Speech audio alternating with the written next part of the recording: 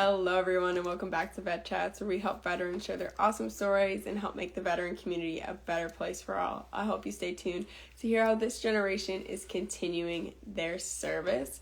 Also, Vet Chats is now available on Reach Across America Radio. They'll be played Mondays at 9 p.m. and Saturdays at 3 p.m. They have a ton of great veteran content that I know you'll appreciate. You can find them at their website, iHeartRadio, or the Odyssey app. And finally, the Veteran Workbook is available. Woo! There we go. On Amazon. The best way to get to it is by clicking the link in my bio. It is $10, worth your money. Check it out. And if you have, please leave me a review. I'm trying to get to 100 reviews by July, because then I'll be searchable. It's just like a good number of reviews to have. So if you could help me out, that would be awesome. So you guys, I'm early tonight. What's up with that? It is not 9 p.m., but I don't know if it was a mix-up with my guest or I just hadn't heard back from them. So that's all right. We're going to hang out tonight. I have someone that was stepped in, and this is my friend Steve. You know what? Let me show you him. Hey. So this is my friend Steve. And if you've been on Vet Chats, if you've been here for a while, Steve, you were actually on my first episode. I was? Do you remember that? I don't remember. My guest was late, and you came on. Oh, I do remember that, actually. That was like years ago. So Steve actually helped my very first episode. It was with Alan Gonzalez, and he was late, so Steve came on the live with me. Totally. So this is kind of a full circle moment that he's helping me out tonight, and let's kick someone off this live, because who the hell are you? We got problems. There we go. All right, so this is Steve. Steve's been mine and my husband's friend since too long. Gosh, yeah, he's like a brother to us, really. They met in the Navy, and Steve's just been in our lives ever since. So Steve, let's get to know Steve. What did you do in the Navy? Yeah, so I was at AO, just like Nick, and that's how we met. So yeah, I was actually on DES, and then I struck AO and went through that whole process and stuff. Wait, you signed up? You joined enlisted as undesignated? Yeah. I didn't know that. I was an undesignated airman, yeah.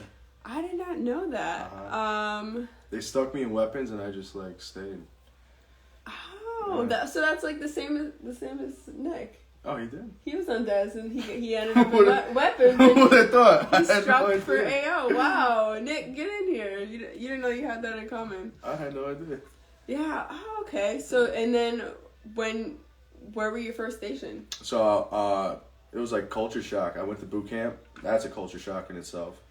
And then they had us choose what area, to live in or to get stationed at. I chose the Pacific, thinking I would go hopefully to go to San Diego or something like that. Right. Hawaii. Whatever. 3 weeks later, I get a package like this. We're going to Japan. I was like, what? Are you kidding me? Just like that. Halfway through boot camp. And I was like, okay, sounds good. So, went to Japan. Yeah, first duty station. Yeah. Well, that was nice. And so were you shore duty in Japan or No, I was a ship's company. I was on the George Washington. Yeah, someone said the old dream sheet. Okay, so I was talking to someone the other day, and I was like, do you know what a dream sheet is? They were in the Marine Corps, and they're like, no, we didn't have that. So, anybody, what did you call, you give them the top 3 places. What would you call that? Because Navy, we call it dream sheet. I forgot. Yeah, that's exactly what it was. Right. They had no clue what I was talking about. So you went from Japan, and you're from New Jersey. What part of New Jersey are you from? I'm from East Rutherford, so 20 minutes outside the city. New York City. New York City. Yeah. Okay, so Jersey to Japan. Yeah. What was it like? It was I jumped on the plane. I never really left Jersey, so I got on the plane. I landed in Tokyo. I remember I turned my phone on and nothing. So I was like, all right, we're doing this for real. Yeah. You know what I'm saying? Mm-hmm. And it was just crazy culture shock. So hard to get used to it. The ship was out when I pulled in, so I was on the barge for a while. Yeah, what kind of ship was it? It was a carrier. Okay. And then, so we waited a while for that, made some friends, whatever, but I never really adjusted to the Japanese lifestyle. You know, we just never like got it. You know what I'm saying? Why? What's so? I don't know. I guess I was so stuck in my ways. Like, you know what I'm saying? Like, stuck in my Jersey ways. Like, this is the way. Like, I've been doing things. I like it like this. Let's keep it going. Okay. But then when I left, I was like, man, I wish I did more. Like, I didn't embrace it the way I wanted to. I should have done more. You know? So I definitely have some regrets, but I did do some stuff. You know what I'm saying? But right. I don't think you're alone in that. I think I've heard several other people feel like they wish they would have immersed themselves more into the local culture, even if you did a deployment and you just, you know, like you went out to the sandbox and you drank. You know, a lot of people are like, I wish I would have did tours. But so what were some of the things that you did do when you were in Japan? So first time I snowboarded, I was in Japan. So I went to Nozawa Onsen. They probably have some great. Oh my gosh, that's hills. because of that trip, I like got a passion for it. You know what I'm saying? So it was really nice. I played football over there, which was really cool. So like they had a professional football team in Japan, and I tried out for the team and I made it. What?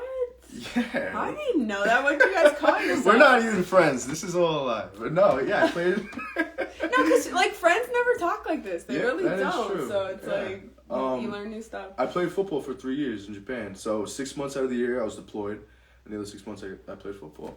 So I would go to like work every day, and then I go to practice from there, and then weekends I'd have games and stuff. And we flew to like Okinawa, and we played the Marines over there. It was a good time. Yeah.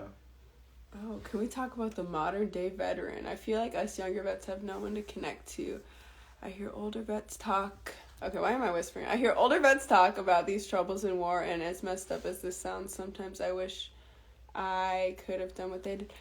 I think we talk about that a lot on here. You know, we have a lot more in common. And actually, yesterday I went to the 50th celebration of the Vietnam War, and so, you know, there's a lot of Vietnam vets there, obviously, and they're a lot older, but I just think, you know, like the lessons from them, there's so much we have in common, and also with just coming back to society and the way they came back to society, which looked down on them for something they didn't even have a choice for doing. So I think, you know, at first it's easy to have that reaction, but, you know, don't give up on it, and there's places for you. Check out our Facebook group as well. Questions are welcome. This is kind of like a whatever, but we're rolling. We're rolling, all right? And Steve, feel free to chime in. Do you have any advice about that? So like I work on base, I work on packs. So like I kind of work hand in hand with the military still. It's changed. Like I've been out for 3 years, almost 3, and it is changing. Like it's different. It's a different culture. Wait, 3 years? It's been 3 years for you? Yeah, February I think will be 3 years. Yeah. Wow, that went by fast. Fast, yeah. So transition has been crazy. I'm still transitioning. I feel you know it's so hard because like I thought about this too. When you join the military, like the years you serve at the certain age group, it makes a big difference on who you are. So like I was in the military in my 20s, now I'm in my 30s. So like you transition into the military, and then you transition out, then you transition into your 30s, and then it's like all these things like at the same time, you know, like you gotta deal with like real life stuff, you know. And you became a dad at the same time. Yeah, I got a son, so like that is that's another like on top of it's huge, you know. So everything happens like quick, you know, but it's a lot of fun, and it's exciting to like I'm learning more about myself, you know. What I'm saying? So what is something that, like, when you got out, you're, like, kind of doing a similar job to what you were doing in the Navy, which is really hard for AOs, but I'm glad you and my husband both found jobs like that. And so what was something that you didn't anticipate that you would struggle with?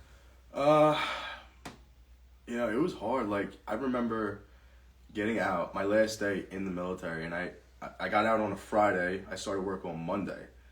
So, like, after my last day at work, I remember, like, going to, like, the next and getting, like, clothes. You know, like, I don't have, like working clothes, you know? I got, like, a uniform. So, like, I was like, this is weird. Like, I had to, like, shop for, like, work clothes. Like, I haven't done that, you know? No, never in your adult life. Yeah, so now, like, I mean, whatever, but I don't know, there's little things like that, you know, like, that you don't really think about, you know, and it just, you know, it just happens, but still adjusting to some things, just everyday work life, you know, you have to, like, I mean, in the real world, right, you could get fired from your job, like, that's something to think about, right?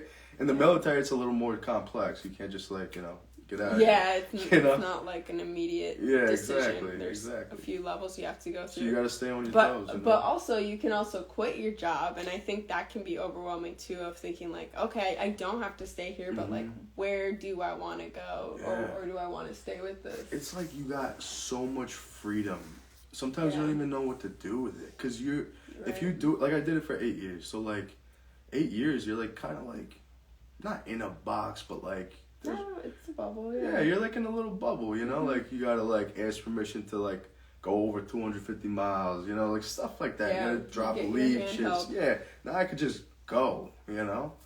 So, at first, I was like, man, this is weird. I want, like, duty on weekdays or weekends. Right? Like, I'm gonna stand and watch. Like, all right, what do I do with my time? But you find things, you know, just like everything else. Yeah, but it is weird and kind of anxious at first. Oh, yeah, for sure. I always get told to go to the VA, but as a younger guy, I see my former Joes get crazy VA money, and I just don't feel like I earned it. I always get told to go. Okay, so, yeah, going to the VA, if you're talking about getting your benefits and getting, you know, your service-connected disability, there's such a stigma around that, and there really should, and I think really our generation is getting over that with just, like, go get your benefits, go get it. Don't worry about, you know, if you deserve it or not. I mean, if something's bothering you, you know, go get that taken care of, and you're not taking it away from anyone else. I can't say that enough, and I think a lot of people on here can't say that enough. People say that I hear it all the time, especially from, like, older generations, you know what I'm saying? Yeah. But the biggest thing with, like, the VA for me, you know, I mean, just gotta be honest, you know? Do you use the VA, or do you use private insurance? No, I use private insurance. Okay. Yeah. My job offers it, but... Yeah, I'm finally using my private insurance because... And I don't want to badmouth the VA, but I had something really, really scary happen to me last year, and I'm not ready to go back. But I don't want that to discourage others, especially if that's your only option. I mean, there's ways you can get a VA advocate. Again, reach out in our Facebook group. There's always ways to feel better about using the VA if you're going to. So after Japan, what was next? So Japan happened, and then it was time to pick orders, and I chose to go to Diego Garcia. So I did back-to-back overseas tours. So our cycle was 5 and 3, 5 out to sea, 3 shore. I did 4 and then 3 because I was able to, because I did consecutive back-to-back overseas tours. So the detailer, like, said, hey, you know, you only do 4 instead of doing 5 out to sea. Okay. So it was cool. But I did Diego Garcia. That was amazing. I did 13 months out there. It's one of the greatest years of my life. It was a lot of fun. A lot of fun. And where is that exactly? It's in the Indian Ocean. It's really in the middle of nowhere. Like, on the map, you gotta really, like, zoom in big time. But white sand beaches, like... I heard it's gorgeous. It's like, those talk about dream orders. Oh my That's gosh. definitely like a dream order. I heard, like, horror stories about it. I guess it's like what you make it. You know what I'm saying? Oh, really? Why? Because it's such a small... Yeah, it's like a small island, and, like, it's in the middle of nowhere. I'm like, bring it on. Let's do it. That's great. Are you kidding? It's an island. You're on, I mean, you're working, but it's like, you know, you're pretty limited. You know, you're in the middle of nowhere. So I had a great time there. And then she let me choose where I wanted to go. And I chose here because it's close to Jersey, you know, so I wanted to, like... Is this the closest base to Jersey? No, they have Lakehurst in Jersey, but... Is that Navy? No, that's Army. I think it's a Navy/Marine Corps base. I'm not really sure.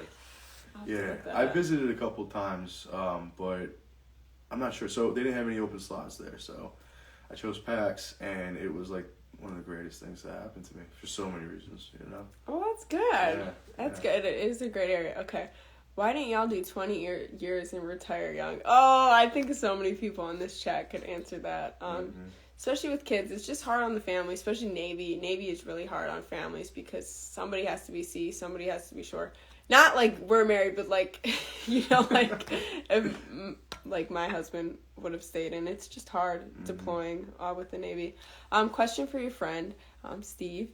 I was stationed overseas as well. When we would deploy, we would come back to base, but unlike others, we were still overseas. Do you ever think about that?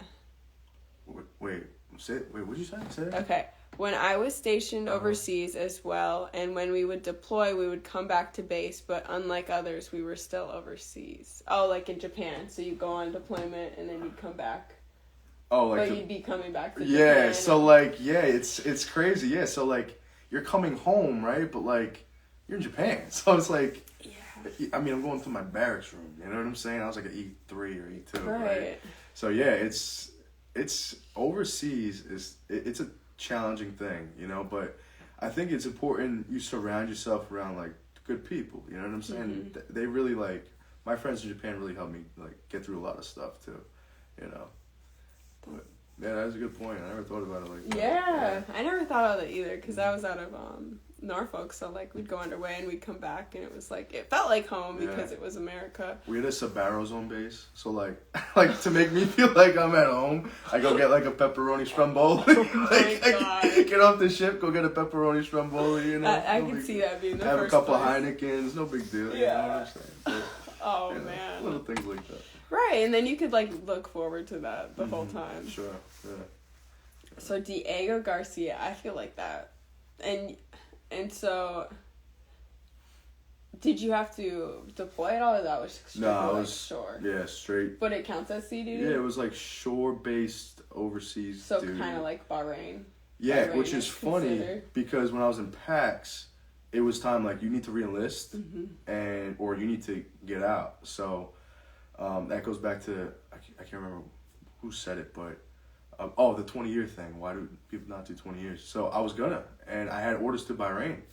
They said you need to re-enlist, and then at the time, my ex was pregnant, so I had a decision to make. I was in school at the time. I know. So I've seen so many like people miss out on like, you know, the delivery of the babies and birthdays, and I felt like I don't really want to like be that guy, you know what I'm saying? So I just decided like, hey, I'm gonna wing it, you know, let's get out. And then I got very lucky. I got very blessed. I got like a good job, and you know, kind of landed on me.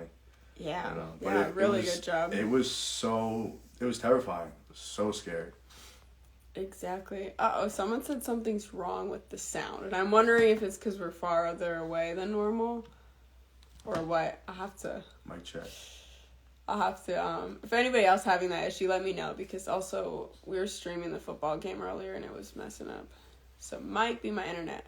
As far as community and connections, have y'all ever thought of joining the American Legion? Been seeing ads all over for it. 15-year Navy vet. Let's talk about the Legion.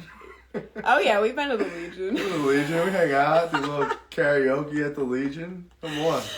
Yeah, the Legion, it's a great place to have some cheap beer. The one in our town, but I've been to other Legions that are really great, and they offer a lot more. They will also help you with your benefits if anyone needed help. It's one of the biggest organizations for veterans, and I think they're trying to improve. There's a lot of people pushing them to focus on younger veterans, and that could have been some of the commercials you were seeing. If you have any thoughts on those commercials, let me know. Because I did shoot my shot with them, and I was like, hey, if you want to reach younger veterans, I'm your girl. Like, I can help you out. I know how to target that audience. You didn't get nothing? No response? No, I did. It was on their social media, so, like, they're probably just, like, have someone that's just social media running that. They don't make big decisions. Gotcha. Maybe. But you never know. That's why I shot my shot. Okay, I've ran into the issue at work where all I can talk about is the military. It irritates my coworkers and it alienates me, but I don't really know what else to talk about. The Army was my first and only. Oh, did you feel like that when you started your job? Especially being... And a follow-up question for you is, are you working on base still, or are you, in a different... personally? No, for this... Okay. Drigo shoots, yeah. But how did you feel? I work with vets, so like it's easy to talk about it, but it's so important to talk about it. It's part of your life. You've been doing it for like however many years, whether it's 4, whether it's 12, whatever. Like, of course you're gonna talk about it. I don't think there's anything wrong with that. You know, I mean, it's huge. You know, it's a huge investment. I'll play a little devil's advocate to that and say, if you're working with civilians, odds are they have no idea how to relate to you or what you did. And so when you're talking about it, they just don't even know what to say. And maybe they don't want to be insulting and ask you a tough question, or maybe they just don't even know that world at all or know what to ask you. So I think if people are just, like, alienating you for talking about it, it could be they just don't know how to respond. And that kind of sucks because that's how you connect with them. But maybe if you made, like, just said something like ask them about their interests, or if you have any other interest, or maybe something you did in the Army, like maybe you worked with dogs or something, or you volunteered, just maybe bring that up, and that's your way to, like, tie it together. But you're not alone in that. I know a lot of people who struggle with that. Getting out was my worst breakup. It definitely is a breakup. Okay, the sound is good. We have a few of them. Okay, after transitioning out, I feel like I lost all my friends. Life moves on, and the people you served with usually don't reach back out. How did it go when getting out and finding new connections? That's a good one. Okay, I lost it. Yeah, how about you, Steve? Because I feel like you and Nick had the connection before, and you guys stayed tight. It's called a unicorn relationship, right? That's what it's called. You hear that, Nick? He's laughing in the background. It's a unicorn. Let me explain that. Okay. When you go from duty station, you're gonna lose friends. You thought you had, like, brothers or sisters, like, y'all like this, like, no matter what, you guys move on and you just kind of drift off, right? And that's totally normal. It's totally normal. And sometimes you can just pick right back up, like you never left, right? Me and Nick, fortunately, like, it's a unicorn relationship because, like, we're, like, stuck together like glue. I told him today, I'm like, dude, you stress me out like I'm your girlfriend. You know what I'm saying? Like, we're in a relationship, man. I can't do it. Right? But yeah, no, it's so common. It's normal, unfortunately. But the real ones, they stay close. You know who you are. I got a couple that I still talk to. One, from Japan and here and Diego. So. Yeah, you keep them in, and I think so finding new connections, that's the question that I still don't have the answer to, because it's hard to put yourself out there, because I work with all civilians, so I try to go out once a night with them, or like something, but it isn't the same as my relationships that I've had in the military, but also, like, there are some great people out there, and closing yourself off will just keep you from discovering those people that could be.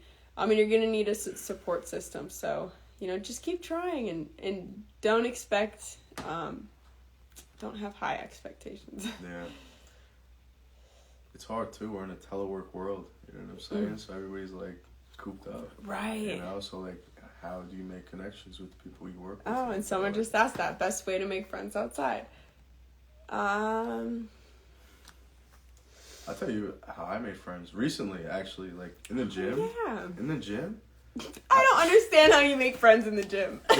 It's the easiest thing. Maybe as a girl, easy. I don't get that. Like, guys are like, hey, can I get a spot? Yeah, I got you. Yo, what are you working out? Oh, this? What's up, man? I'm Steve. Cool. What's up? Just like that. Boom. Friendship evolved. I don't know. I mean, I guess, like, again, I think that's a guy thing. But yeah, there you go, the gym. How about church? You meet any friends at church? Yeah, I met a couple people at church. Okay. And I see them there all the time. So, church is a good one. The gym is a good one. I like to, like, go, like, to the same places, like, for breakfast. Like, if you have, like, a breakfast spot, right, you see people, like, you see them all the time. Boom, there you go. Okay. So, Steve, you're more of an extrovert? Maybe. And, like, I could tell, like, my husband's very introverted, so all of these options would not work for him. So if you know, you're more outgoing personality, like, I feel like I could maybe make friends that way. But if you're more introverted, You can make friends. you could still make friends like that, but it will be harder.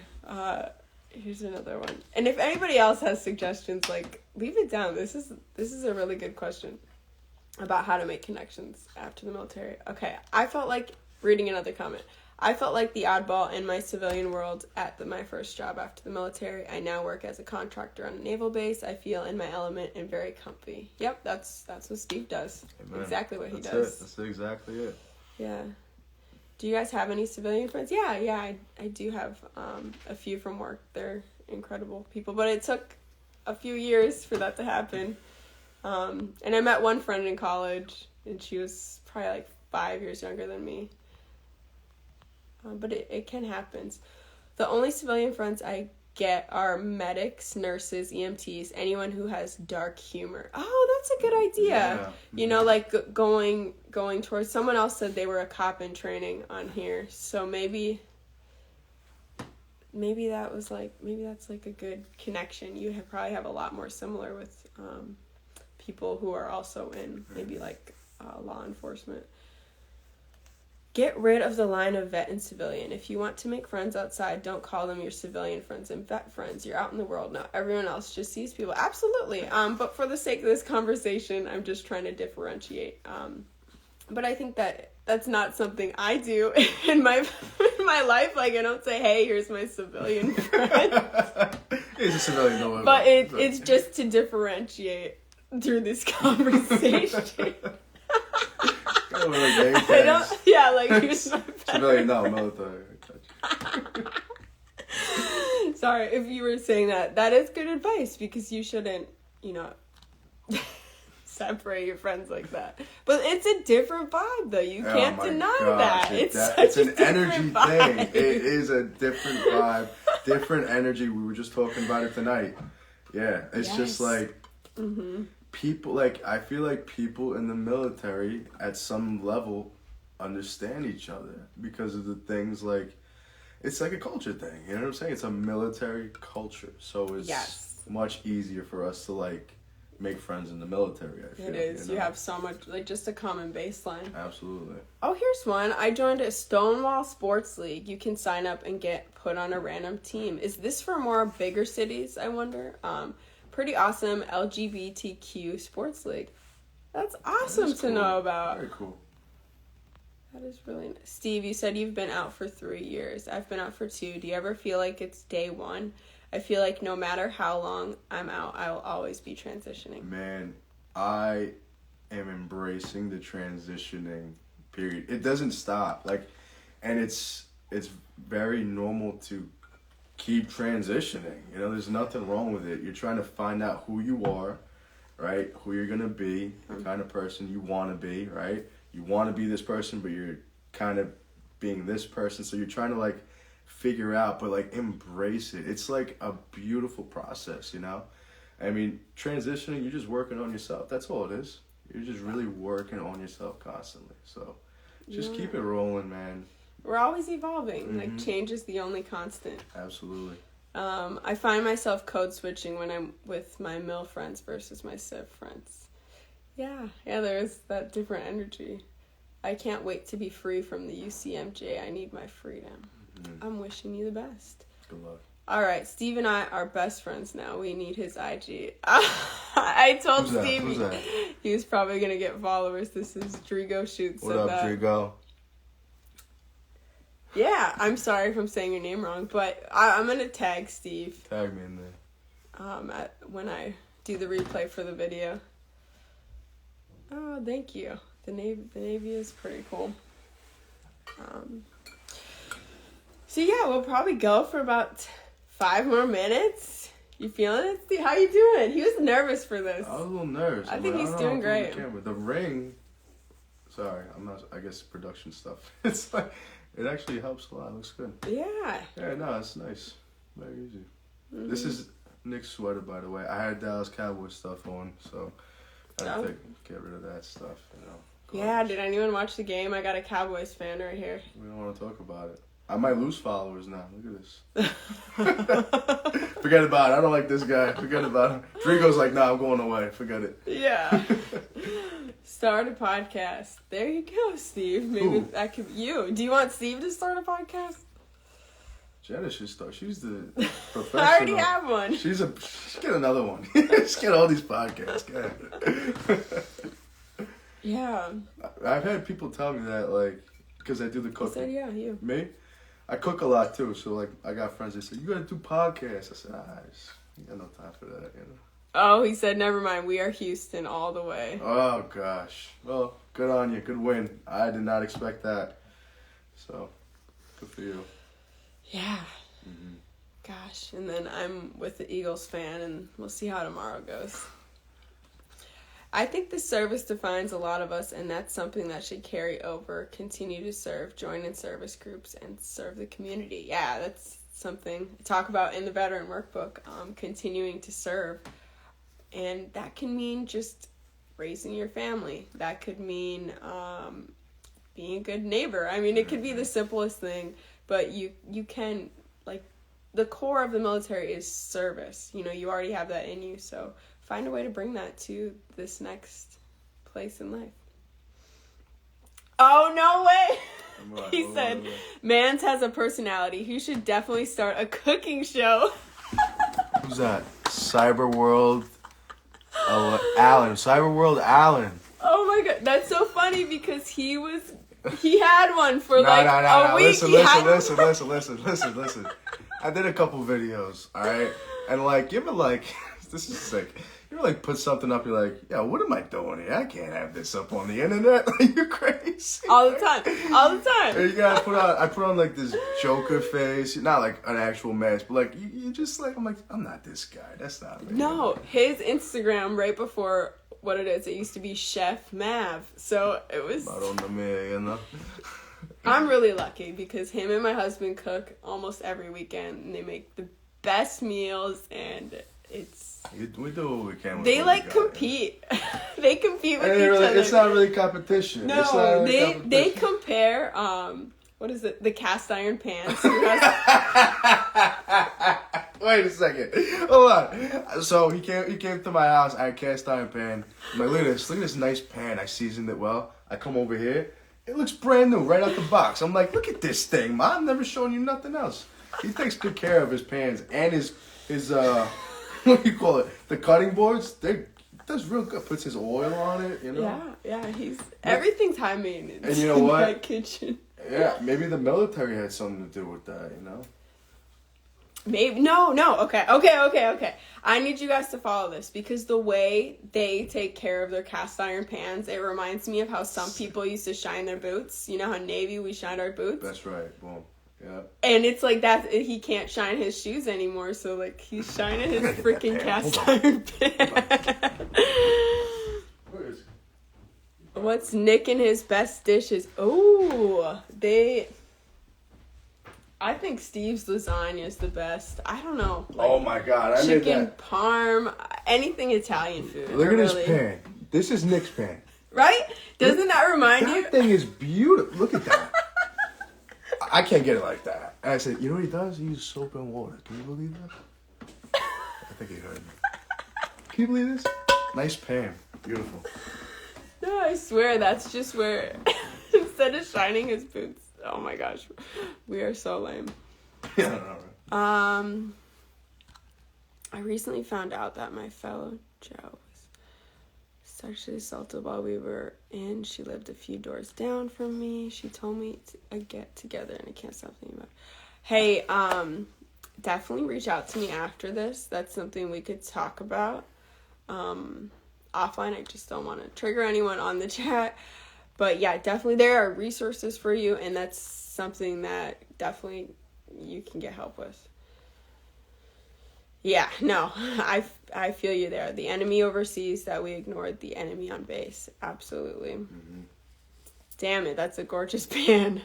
I know. I think I saw a vid about wanting to go back in, just being a phase, but I got out in 2018, and despite being in a great place with my job, I kept wanting to go back, and now I am back in. Is that bad? No. No, that's God not bless bad. you. That's a tough thing to do. That's like, It is. that's tougher than getting out. Going back in. That's huge. Good for you. I mean, you got willpower. Yeah. No. And I even say that. Like, if that's the best decision, I just, I've seen a lot of people go back in reserves and then instantly regret it. But I mean, that's still a part of the journey. We all do things that, but just to think twice about it, and especially those people that want to go back in and they physically can't or they're too old. Just ways to think about it differently and think what you actually miss will help you, when that feeling comes up, you'll be able to be like, okay, I just miss being around people my age all the time. I just miss being around friends. So just to think of it that way. But yeah, I'm glad you saw that. Hey, how do we schedule to get on the Veteran Podcast? Hey, reach out to me. Send me a message. And if I can't get you on, my buddy Michael will get you on. That pan looks better than my boots. Anyways, I got to go. Thanks for coming on, guys. There's not many vets our age that are willing to talk. Absolutely. Thanks for hanging out. Yeah, it was great talking with you. All right, we're going to do one last question with Steve Luke Bacallion. Again, I appreciate him coming on. Steve, if you were to give someone our age advice, maybe they're at that 8-year mark and they're like, do I re-enlist? Should I stay in? What would you tell that person? Man, everybody's situation is different, so if you're like at that point where you need to make a decision, right? Because you're like, okay, I'm at 8, another 2, I'm halfway there, I might as well go, right? That's like the mentality a lot of people have. Or I could get out now, boom, start over fresh. Get a support system, talk to people, talk to your family, you know what I'm saying? Talk to like your close group of friends, get some good advice from like solid people, It's a big decision. It's huge, and a lot of people don't adjust well. So, and a lot of people do. So, it takes time. It takes a lot of time. Just be patient with yourself. Don't be so hard on yourself. That's what I would say to people. Be patient. Everything will come together. Just believe in yourself. That's all. Yeah, I love that. I love that. Straight up, yeah. Giving yourself grace, patience through all the phases. Yeah, embrace it. Embrace it. It's happening. Let it happen. It's okay. It's going to work out. Trust me. Look at me. It's going to work out. Don't worry. Got the hand going. All right. Have a hobby. Yes, definitely. That's great advice. Someone says the new 10-year retirement plan is not the same when I got out. It's no longer 20 or nothing for retirement plans. Oh, interesting. And that's good to keep in mind. I mean, I think that's coming for all of us. They're going to increase the Social Security age. The boomers really screwed us, guys. So we got a lot coming. But thank you, everyone, for hopping on an hour early and hanging out. And then huge thanks to Steve for... not only having to sit through the Cowboys game, but staying after to be my guest tonight. Well, thank you for having me. It was fun. Yeah. It's like long overdue. Even though like we did the first one, I gotta go back. You gotta go back. I gotta see that. He was on the very first episode of Vet Chats. I'm curious to see like how I looked. That was at 5 years ago, maybe. Yeah. So no, it was like 4. Yeah. So 4 years ago to now. Mm-hmm. Stand by. Follow me on Instagram, Stephen Look Back. I'll put a story up. Yes. I'll do a side by side. I'll be tagging him. So I hope you guys enjoyed this chat. Thanks for the questions and hanging out. And I hope you all have a great week. All right. Bye.